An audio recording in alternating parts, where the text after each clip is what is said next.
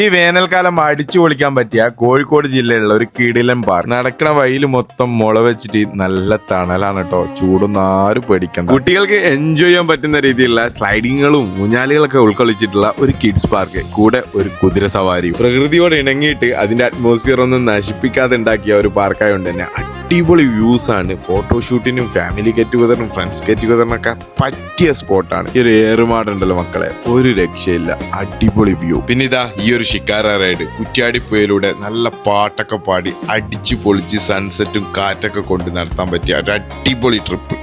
അടിപൊളിയാണ്.